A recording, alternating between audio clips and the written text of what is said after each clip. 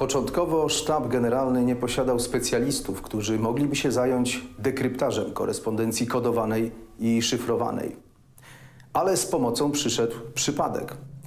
W sierpniu 1919 roku dyżur w sztabie generalnym w zastępstwie kolegi, który pojechał na wesele siostry, pełnił porucznik Jan Kowalewski.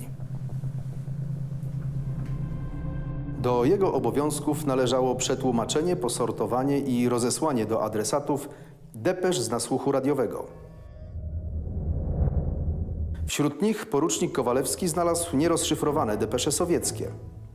Jako miłośnik Sherlocka Holmesa i kryptoanalityk amator, który służył w armii carskiej i znał biegle język oraz pragmatykę rosyjskiej łączności, z nudów spróbował sam złamać szyfr.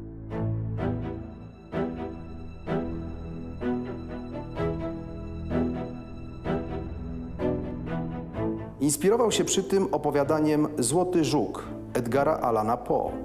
Bohater tej książki, poszukując skarbu piratów, odczytał zaszyfrowaną wiadomość dzięki zauważeniu, że jeżeli w słowie powtarzają się litery z jednakową częstotliwością, można je odnaleźć szukając identycznego ciągu znaków, na przykład poprzez przyłożenie do tekstu grzebienia z odpowiednio wyłamanymi zębami.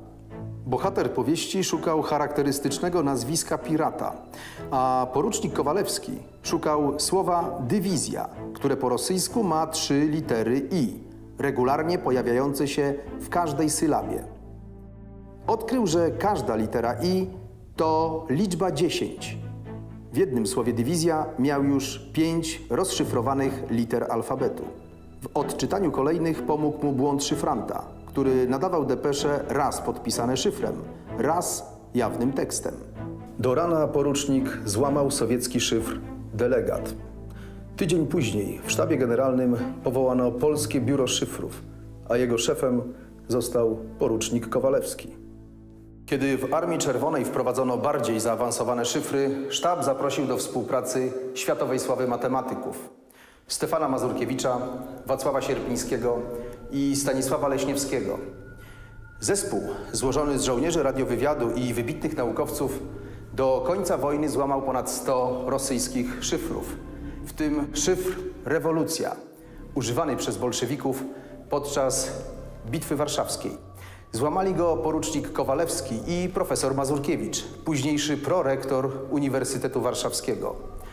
Złamanie rosyjskich szyfrów przez wiele lat było jedną z największych tajemnic polskiego wywiadu wojskowego i czynnikiem, który miał kluczowy wpływ na decyzję wodza naczelnego i szefa sztabu generalnego podczas wojny z Rosją bolszewicką.